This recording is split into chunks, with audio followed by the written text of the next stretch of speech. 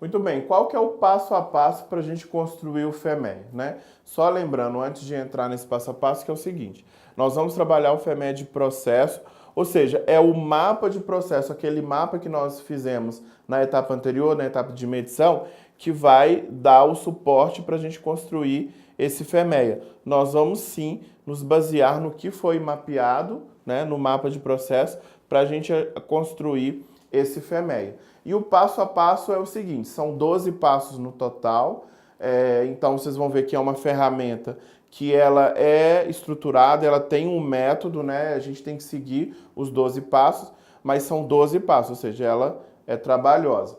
Vamos lá. Primeiro a gente vai identificar o processo, escrever sua função e seus requisitos. Por isso que o mapa de processo é que vai dar esse apoio para a gente. Identificar o processo e descrever sua função, basicamente a gente vai pegar o fluxograma, né, a parte central do mapa do processo, aquela parte das caixinhas, é isso que a gente vai pegar para trazer aqui para o FEMEA. Identificar o processo e descrever suas funções e requisitos, então a gente resgata isso lá do mapa de processo. Aí o próximo passo é levantar todos os modos de falha potencial.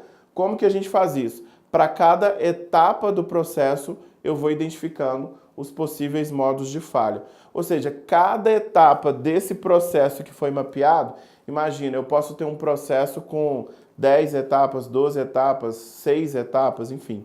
Cada etapa do processo, eu vou identificar os possíveis modos de falha. Depois eu vou listar todos os efeitos das falhas potenciais. Ou seja, para cada modo de falha identificado, eu vou listar quais são os possíveis efeitos. E eu vou, então, pontuar, né? Eu vou definir o nível de severidade de cada efeito. O que é o nível de severidade de cada efeito? É uma nota que eu vou atribuir para cada efeito que eu identifiquei, ou seja, cada falha tem um efeito, um ou mais efeitos que eu vou definir. E cada efeito eu vou dar uma nota de severidade. A severidade nada mais é que o impacto daquele efeito. Aquele efeito, ele impacta muito o meu processo ou não? Ele gera muito problema, muita dor de cabeça ou não? Então eu vou atribuir essa nota de severidade.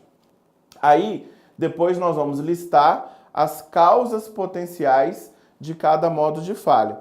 Então a gente volta ao modo de falha e agora cada modo de falha pode ter uma ou mais causas por trás dele, né? Então a gente vai listar essas causas e a gente vai definir o nível de ocorrência da causa.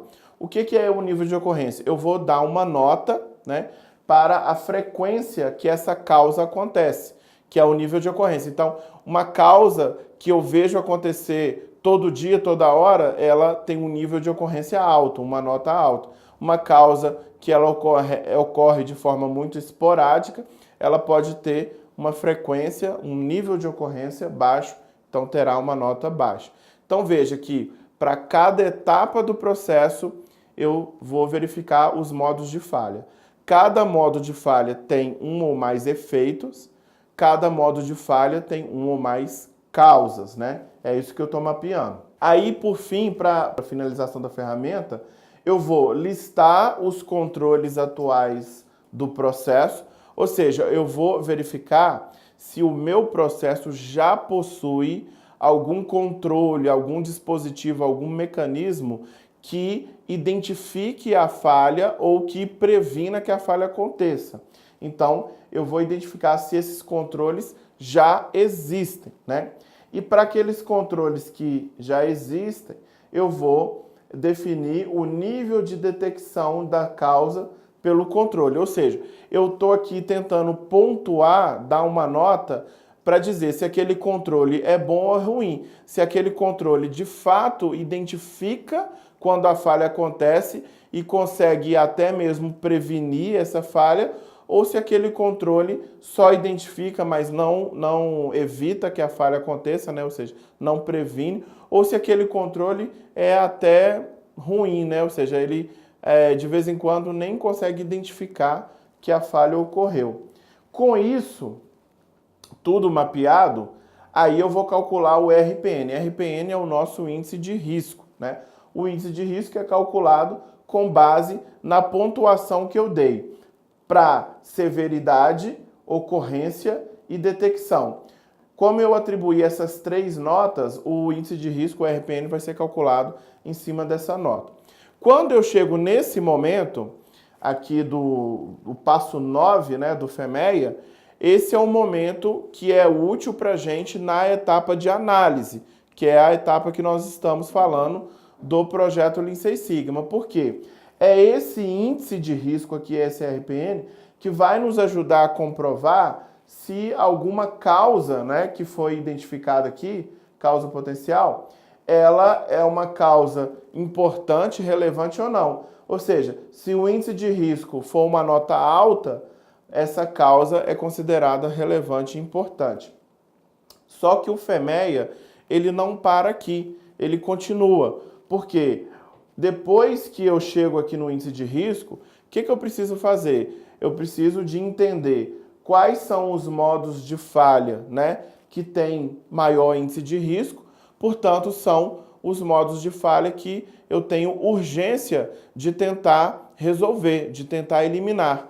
Portanto, é preciso desenvolver um plano de ação para tentar eliminar esses modos de falha que têm um índice de risco alto.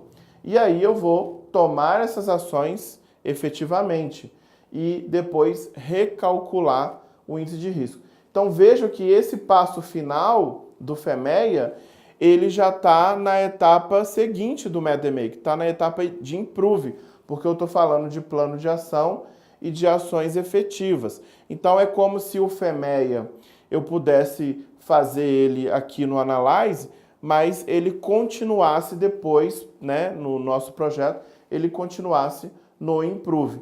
Então, se eu vou seguir o total de 12 passos, eu vou passar por todos esses pontos, inclusive o FEMEA vai fazer entregas para mim na etapa do Analyze, que é até o passo 9, e também fará entregas, né, relevantes para mim na etapa seguinte, Improve, que são os passos de 10 a 12.